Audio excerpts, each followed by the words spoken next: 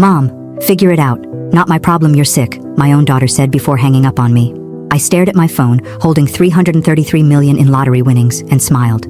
Ashley had just failed the most important test of her life, and she didn't even know it.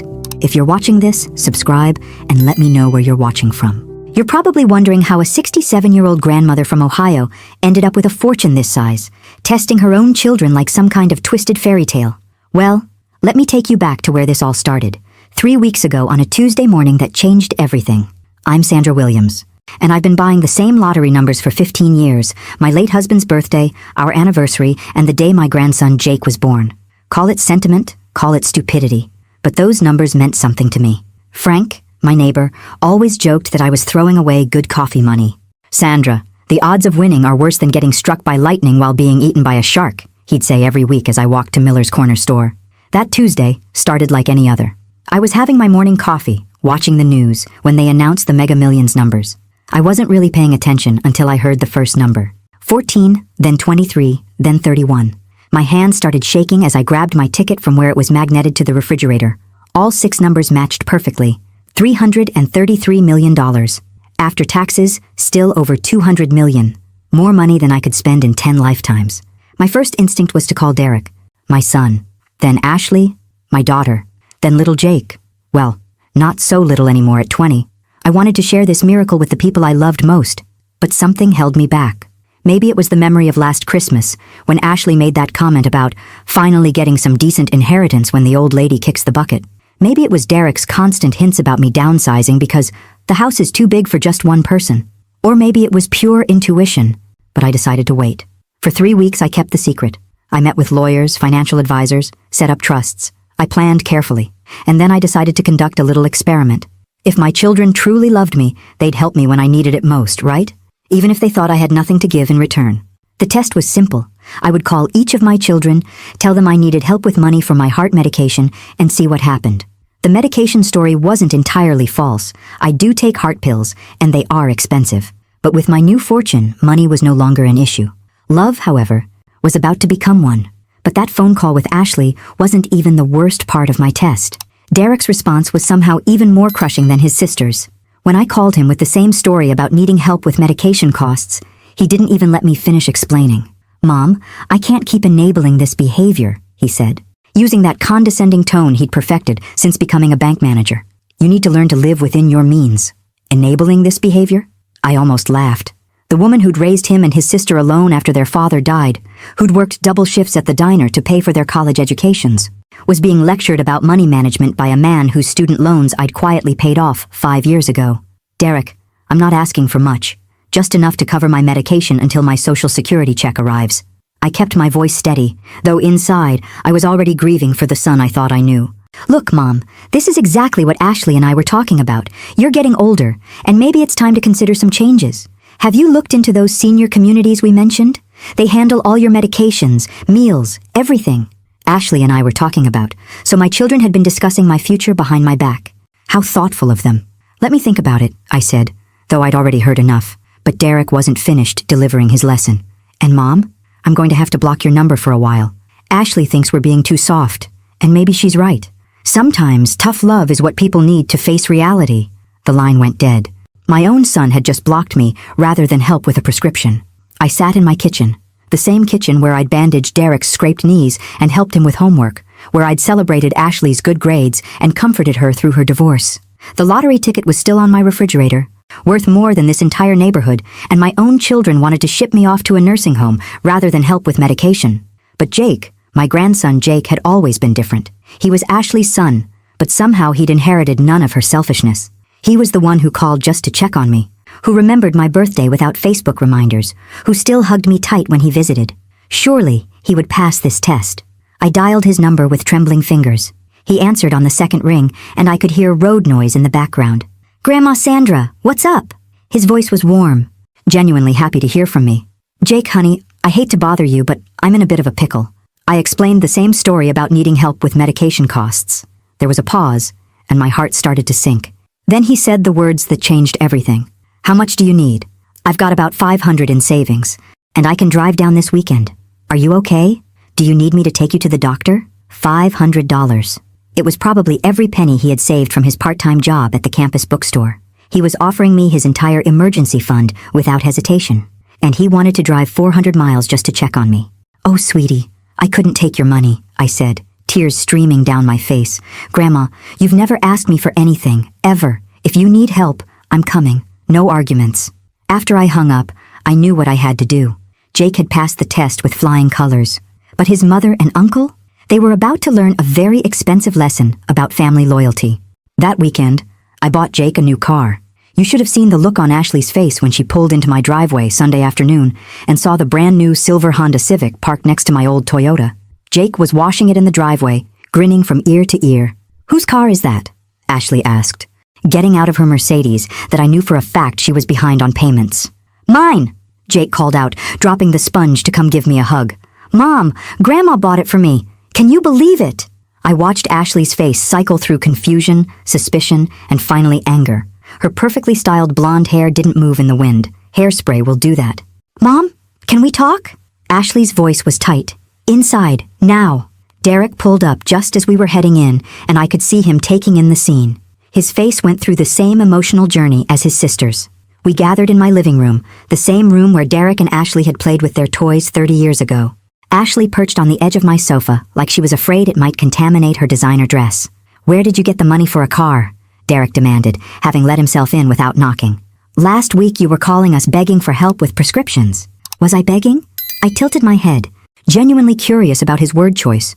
I thought I was asking my children for assistance. Silly me. "Don't play games, Mom," Ashley snapped. "How much did that car cost? 20,000? 25? Where did that money come from?" I settled into my favorite armchair, the one their father had bought me for our 20th anniversary. "Well, I decided not to buy my heart medication this month. Apparently cars for loving grandsons are more important than keeping this old ticker beating." Ashley gasped. "Mom, that's crazy. You can't stop taking your medication." "Oh, now you're concerned about my health? How thoughtful." I kept my voice sweet, but I could see Derek catching on to my sarcasm. "This is insane," Derek muttered, running his hands through his thinning hair. "Jake, get in here." My grandson appeared in the doorway, still beaming. At 20, he had his mother's dark eyes, but thankfully not her selfish heart. "Jake, you can't accept this car," Derek said firmly. "Your grandmother clearly isn't thinking straight. She stopped taking her medication to buy you a car. That's not love, that's mental illness." "Uncle Derek, what are you talking about?" Jake looked genuinely confused. "Grandma's fine. We had a great talk yesterday about college, my job, everything. She's sharper than all of us." "Son, your grandmother called us last week begging for money," Ashley chimed in. "Now suddenly she has $25,000 for a car? Something doesn't add up." Jake's expression shifted, and I could see him putting the pieces together. This boy was smart. Scholarship to Ohio State, studying business. He looked at his mother, then at his uncle, and I saw understanding dawn in his eyes. "You called them asking for help?" he asked me quietly. "I did. I told them I needed assistance with my medication costs." "And what did they say?" Derek and Ashley suddenly found the carpet very interesting. The silence stretched until Jake filled it. "They said no, didn't they?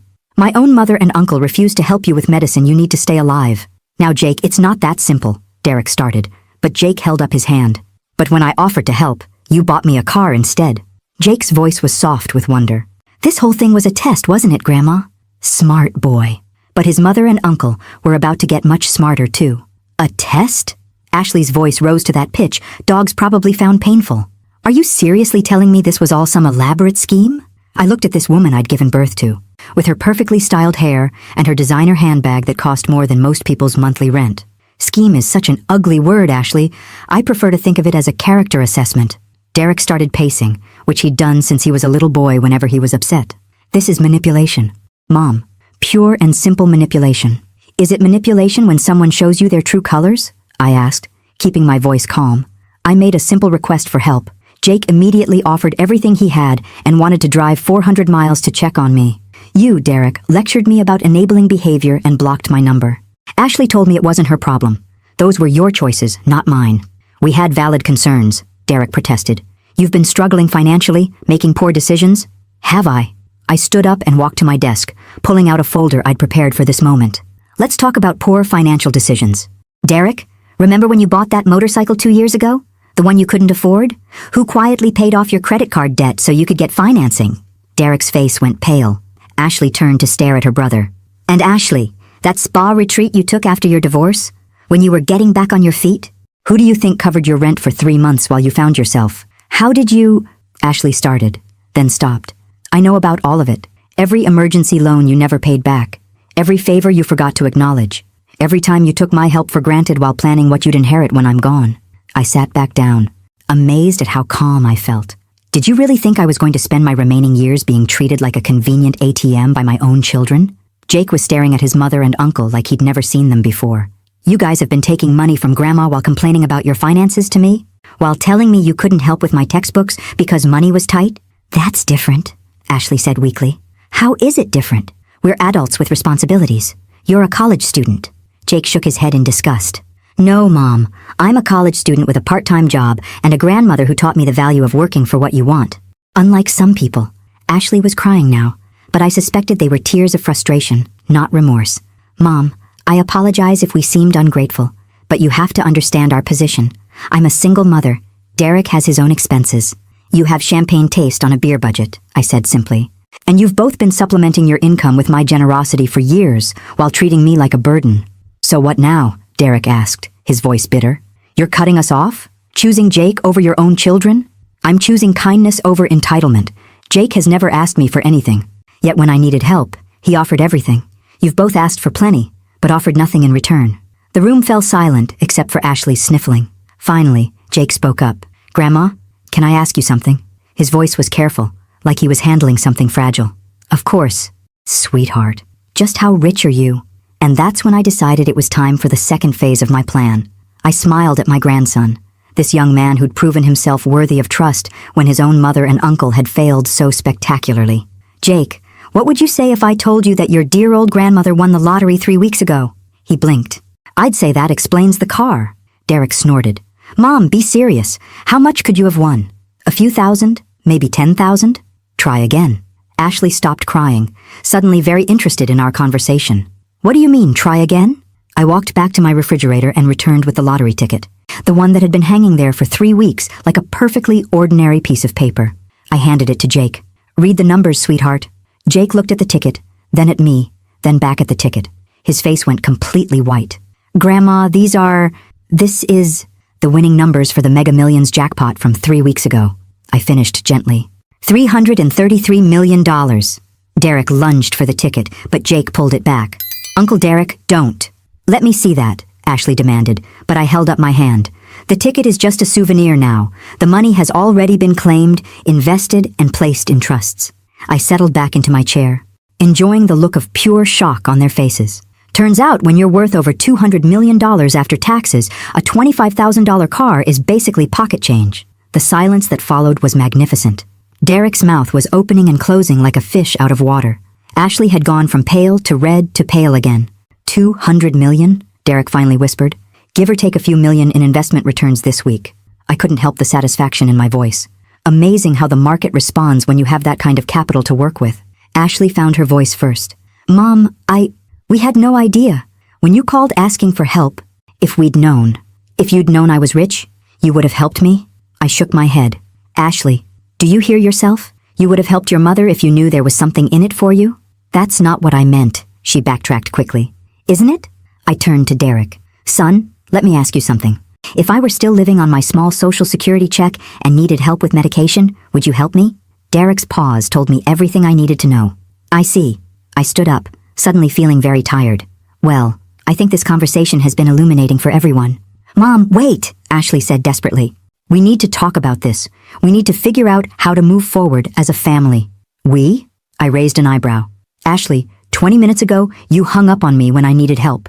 Derek blocked my number. Now you want to talk about family?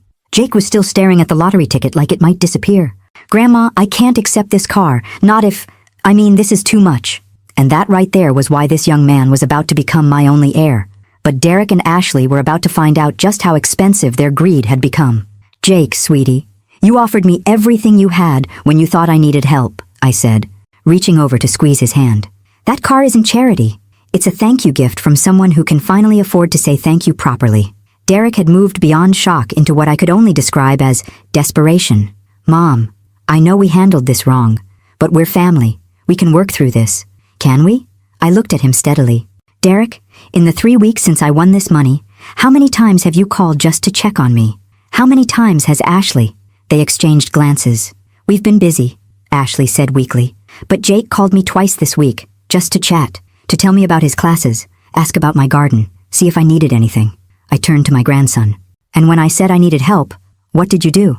I offered to drive down immediately, Jake said quietly. With your last $500, I added. Meanwhile, your mother and uncle, who I've financially helped for years, told me to figure it out myself and suggested putting me in assisted living. Derek ran his hands through his hair again. Okay, yes, we made mistakes, but you have to understand the position we were in. Money's been tight for both of us. Ashley's dealing with single motherhood. I have my own bills. Derek, my voice was sharp enough to cut glass. Stop. Just stop. I walked to my desk and pulled out a thick manila folder. Do you want to know what I did during these 3 weeks while I was planning my little test? I hired a private investigator. Ashley went dead white. Derek took a step backward. I wanted to know exactly how my children were spending money while claiming to be struggling. I opened the folder. Derek, your motorcycle payment is $600 a month. Ashley, your spa visits average $400 monthly. Between the two of you, you spent $2,000 at restaurants last month alone. You had us investigated? Derek's voice cracked. I had my financial situation investigated. You see, when you're worth this kind of money, you want to make sure your assets are protected from people who might take advantage of your generosity. I smiled sweetly. The investigator's report was quite thorough. Jake was looking back and forth between his mother and uncle, like he was watching a tennis match. What did the investigator find? Well, your mother and uncle have been living well beyond their means for years. The designer clothes, the expensive hobbies, the luxury purchases, all funded by credit cards and occasional bailouts from dear old mom. I pulled out a spreadsheet. Over the past 5 years, I've given or loaned your mother and uncle $63,000 combined. Not one penny has been repaid. We would have paid you back, Ashley protested.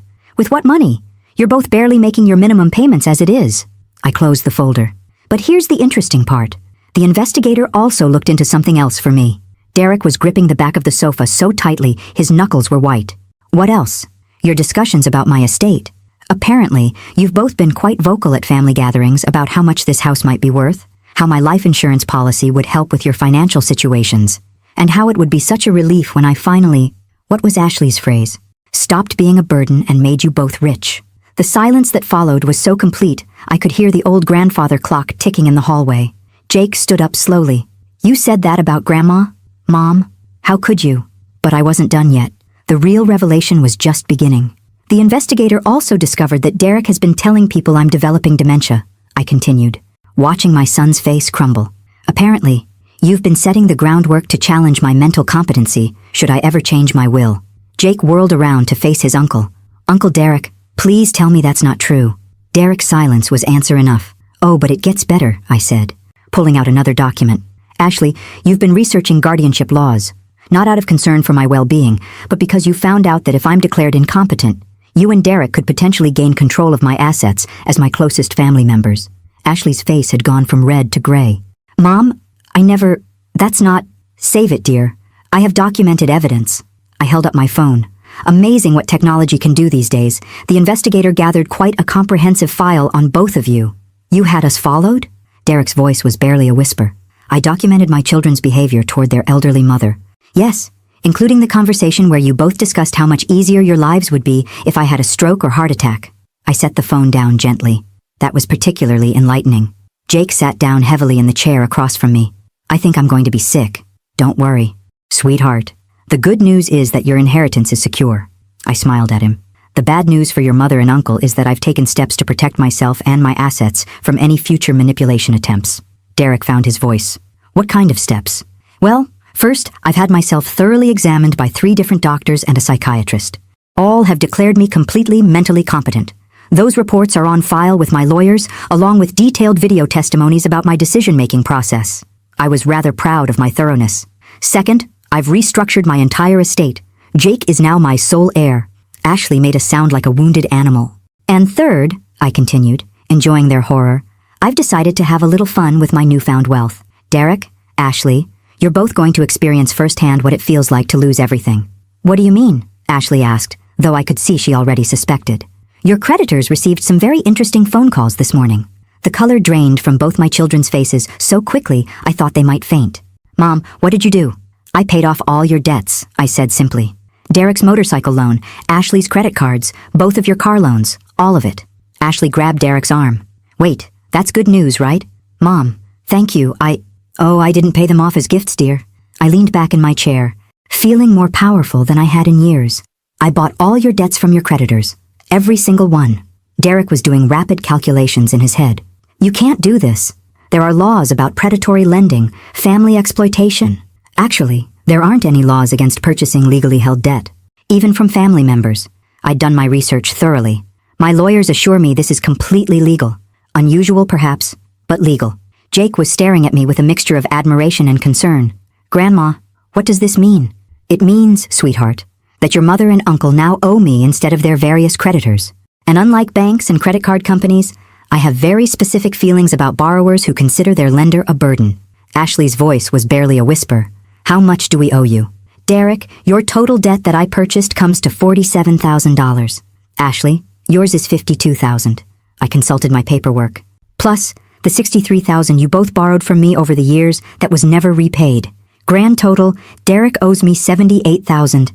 Ashley owes you $89,000. Derek sat down hard on my sofa. Almost $80,000? That's impossible. Plus the new terms I've implemented as your creditor.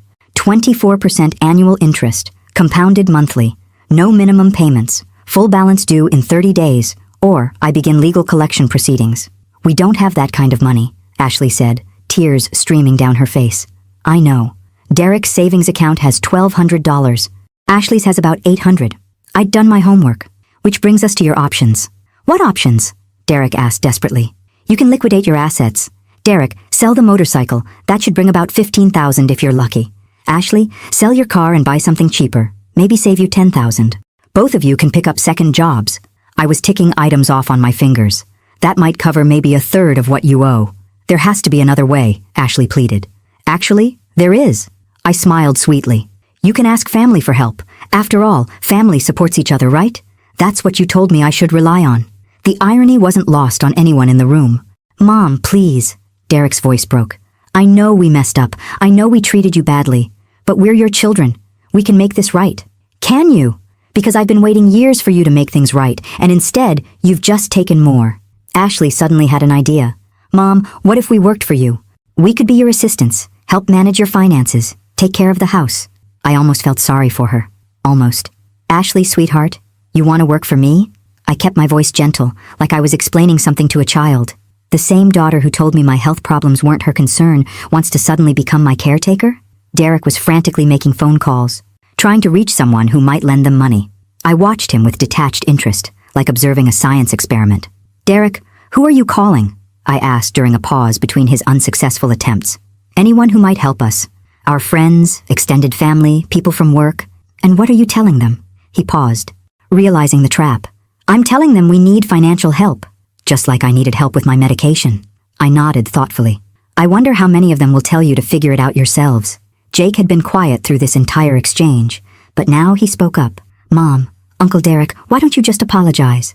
Really apologize, not just say sorry because you got caught. Derek stopped dialing and looked at his nephew. I am sorry, Jake. We both are. Sorry for what, specifically? I asked. I want to hear you say it. We're sorry for not helping you when you asked. Derek's words came out slowly, like he was pulling teeth. And for taking your money without paying it back over the years. And? Ashley jumped in.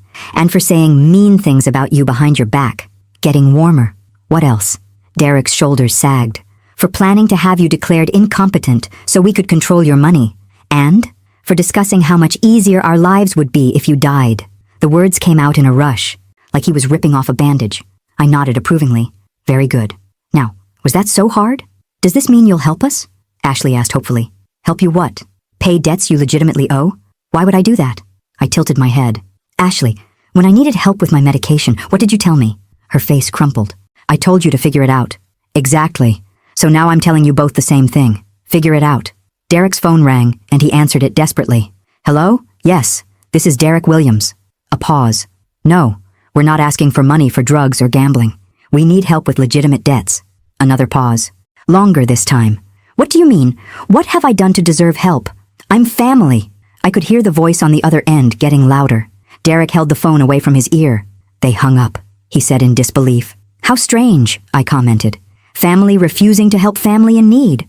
Who would do such a thing? But I wasn't finished with my lesson yet. The best part was still coming. Derek, Ashley, I have a confession to make. I stood up and walked to my kitchen, returning with a bottle of champagne that had been chilling in my refrigerator. I've been planning this moment for 3 weeks, and I think it calls for a celebration. Jake watched me pop the cork with practiced ease. Grandma, what are you celebrating? The fact that your mother and uncle are about to learn the most expensive lesson of their lives. I poured myself a glass and raised it in a toast. To family loyalty. May it be treasured by those wise enough to value it. Mom, what are you talking about? Ashley asked. Sit down, both of you. I want to tell you about the rest of my plans. I settled back into my chair with my champagne. You see, buying your debts was just the beginning. Derek gripped Ashley's hand. What do you mean, the beginning? Well, Derek, remember your friend Mike from the bank? The one you've been telling about my supposed dementia? I sipped my champagne slowly. Turns out Mike did some research into my finances when he heard you might need help with guardianship proceedings. Derek went very still. What kind of research? The kind that involves public records, lottery winner databases, and financial filings. Mike discovered something very interesting. I paused for effect. He found out about my lottery win. No, Ashley whispered. Oh yes. And Mike, being the upstanding citizen he is, contacted several people at the bank to share this fascinating information. I was thoroughly enjoying their horror. By now, everyone in your professional circles knows that Derek and Ashley Williams' mother won $300 million, and they were trying to have her declared incompetent to steal it. Derek's face had gone completely white. They don't know the whole story, don't they? Because the story they heard is that a loving mother helped her children financially for years, won the lottery, and instead of being grateful, they plotted to have her committed so they could steal her money. I took another sip. How do you think that's playing at your workplaces? Ashley was crying again. Mom, Derek's job, my reputation. Everyone will think exactly what they should think, I interrupted. That you're both greedy, ungrateful people who tried to take advantage of your elderly mother. Jake was staring at me with something approaching awe. Grandma, you orchestrated all of this, didn't you? Orchestrated is such a dramatic word. I simply allowed your mother and uncle to show their true colors, then made sure the appropriate people knew about it. I smiled at my grandson. Jake, would you like to know what you're inheriting? His eyes widened. All of it? Every penny. But more importantly, you're inheriting something your mother and uncle will never have again. I raised my glass once more. A family member who trusts you completely. Derek and Ashley were about to discover that money was the least of what they'd lost. The trust documents were signed this morning, I continued, savoring every word. Jake receives everything when I pass away, but there's more. I've also established a college fund that will pay for his education through graduate school, and a living allowance that ensures he'll never have to worry about money while he's studying. Jake was speechless. But Derek found his voice. Mom, you can't just cut us out completely. We're your children. You were my children, I corrected gently. Now you're just people who happen to share my DNA and my last name. Being family requires more than biology, Derek. It requires love, respect, and basic human decency. Ashley was hyperventilating. What about our futures? We have nothing now. You have exactly what you gave me when I needed help, I said simply. Nothing. I walked to my desk and pulled out one final document. However, I'm not completely heartless. I've made arrangements for both of you. Derek's head snapped up. What kind of arrangements? I've arranged for you to have jobs. I handed him the paper. Derek, there's a dishwashing position available at Miller's Diner, where I used to work double shifts to pay for your college. Minimum wage, but honest work. Derek stared at the job application like it was written in a foreign language. And Ashley, I've spoken to the manager at the local grocery store. They need someone for the overnight stocking shift. Again, minimum wage, but it's employment. You want us to work minimum wage jobs? Ashley's voice was shrill. I want you to understand what it feels like to work for every dollar while people you love treat you like you're worthless. I sat back down, feeling lighter than I had in years. Consider it character building. Jake finally found his voice. Grandma, I don't know what to say. Say you'll use this money wisely. Say you'll remember that wealth doesn't make you better than other people. It just gives you more responsibility to be kind. I reached over and squeezed his hand. Say you'll never take family for granted the way your mother and uncle did. I promise, he whispered, tears in his eyes. Derek made one last desperate attempt. Mom, please. We'll do anything. We'll pay you back every penny. We'll apologize publicly. Derek, stop. I held up my hand. You'll do those things because you got caught, not because you're sorry. There's a difference. I stood up and walked to the window, looking out at the garden I'd tended for 30 years. You know what's funny? If you had just helped me when I asked, if you had shown even basic kindness to someone who gave you life, none of this would have happened. I would have shared my fortune gladly. We can start over, Ashley pleaded. We can be the family you want us to be. I turned around and looked at these two people I had raised, who had shared my holidays, who had taken my money and my love for granted for so many years. No, I said simply. You can't. Because I finally learned something important.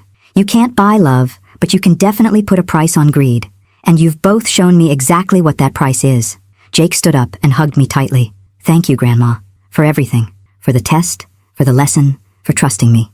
As Derek and Ashley left my house for the last time, I felt something I hadn't experienced in years. Complete peace. My grandson had everything he needed for a bright future, and I had learned that sometimes the most loving thing you can do is refuse to enable the people who take your love for granted. The lottery had given me money, but my children had given me something far more valuable. The knowledge of who truly deserved my trust. And that, my friends, was worth every penny. Thanks for listening. Don't forget to subscribe and feel free to share your story in the comments. Your voice matters.